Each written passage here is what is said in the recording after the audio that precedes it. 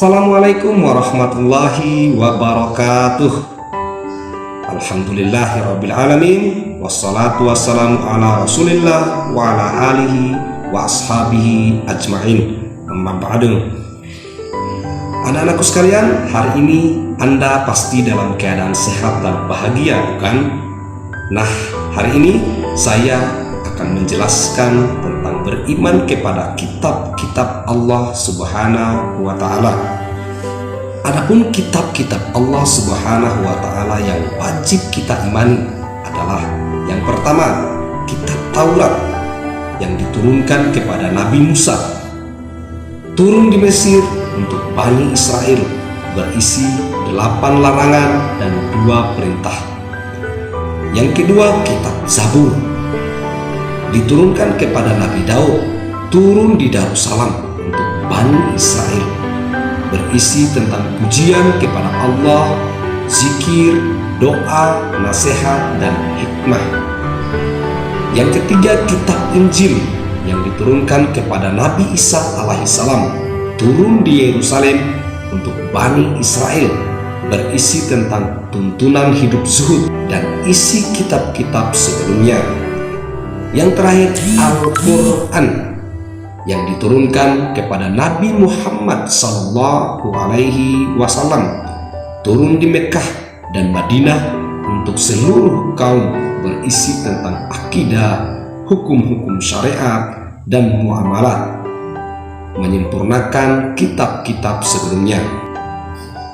Allah menurunkan kitab-kitab suci sebagai petunjuk dan penuntut umat manusia. Pengertian beriman kepada kitab Allah Subhanahu wa Ta'ala.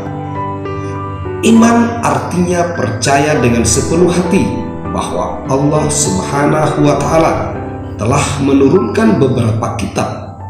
Iman kepada Allah Subhanahu wa Ta'ala artinya percaya dan yakin dengan sepenuh hati bahwa Allah Subhanahu wa Ta'ala telah menurunkan kitab-kitabnya kepada para rasulnya.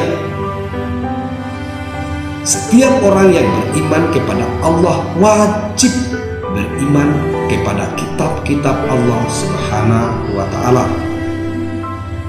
Tujuan diturunkannya kitab-kitab Allah agar manusia beribadah kepada Allah Subhanahu wa Ta'ala semata, tanpa menyekutukannya dengan suatu apapun. Kandungan kitab-kitab Allah Subhanahu wa Ta'ala. Yang pertama, kitab Taurat. Pokok ajaran yang ada di dalam kitab Taurat yang diturunkan di Bukit Sinai, yaitu 1. Perintah untuk mengesahkan Allah Subhanahu wa Ta'ala. Yang kedua, larangan menyembah patung atau berhala. Yang ketiga, larangan menyebut nama Allah Subhanahu wa Ta'ala dengan sia-sia. Yang keempat, perintah menyucikan hari Sabtu.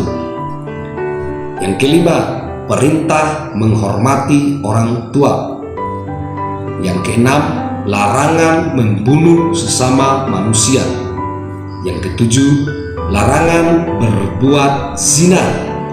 Yang kedelapan, larangan mencuri. Yang kesembilan, larangan menjadi saksi palsu. Dan yang kesepuluh, larangan mengambil hak orang lain. Yang kedua, kitab Zabur. 1. Isi kandungan kitab Zabur berisi sekumpulan pujian-pujian kepada Allah atas segala nikmatnya. Yang kedua, kitab Zabur juga berisi zikir, doa, nasihat, dan hikmah. Yang ketiga, kitab Zabur merupakan petunjuk untuk kaum Nabi Daud alaihissalam. Yang ketiga, kitab Injil.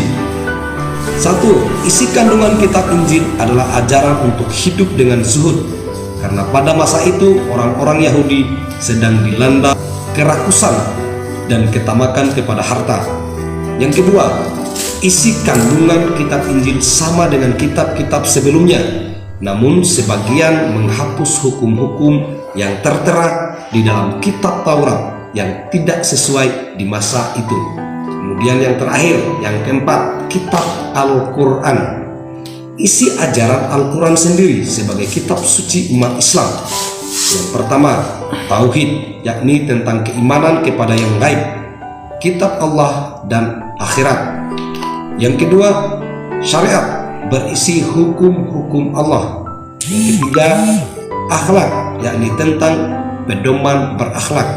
Yang keempat, ibadah, yakni tentang ketentuan hubungan manusia dengan Allah.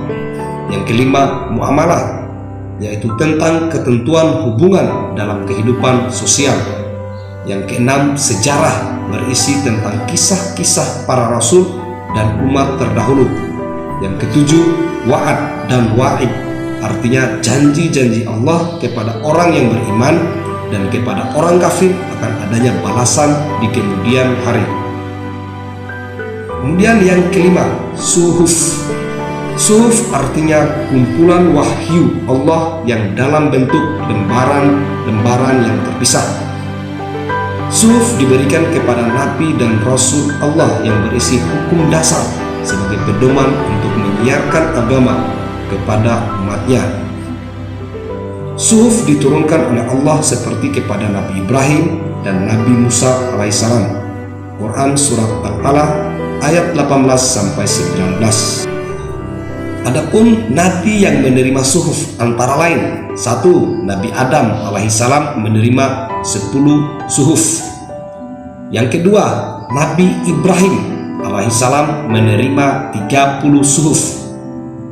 Yang ketiga, Nabi Syed alaihissalam menerima 50 suhuf. Dan yang keempat, Nabi Musa alaihissalam menerima 10 suhuf sebelum diturunkannya kitab Taurat.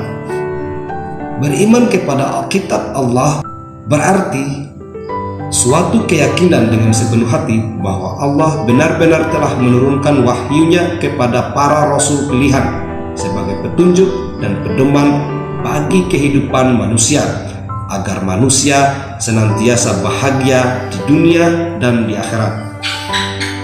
Cara beriman kepada kitab-kitab Allah Subhanahu wa Ta'ala antara lain: 1. Beriman dan meyakini bahwa kitab-kitab suci tersebut diturunkan dari sisi Allah Subhanahu wa Ta'ala. Yang kedua, beriman dan mempercayai nama-nama kitab suci yang kita ketahui. Dan yang ketiga, meyakini kebenaran informasi yang terkandung di dalamnya dan mengamalkan kitab yang terakhir dan menghapus kitab-kitab sebelumnya.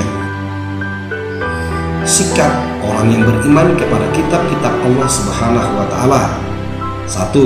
Manusia akan mengakui keterbatasannya sehingga dalam menjalani kehidupannya mereka tidak sombong. 2. Orang mengimani kitab-kitab Allah dapat belajar dari orang-orang yang hidup pada masa lampau. Yang ketiga, orang yang mengamalkan isi kitab terlihat dari sikap keseharian, yaitu bersikap jujur, amanah, bersyukur, bertanggung jawab, disiplin, dan sebagainya. Sikap orang yang mencintai Al-Quran: 1. Membaca Al-Quran secara rutin. 2. Memahami isi Al-Quran. 3. Mengamalkan dalam kehidupan sehari-hari. Demikianlah apa yang bisa saya sampaikan, semoga ada manfaatnya. Saya akhiri dengan mengucapkan billahi taufiq wal hidayah. Wassalamualaikum warahmatullahi wabarakatuh.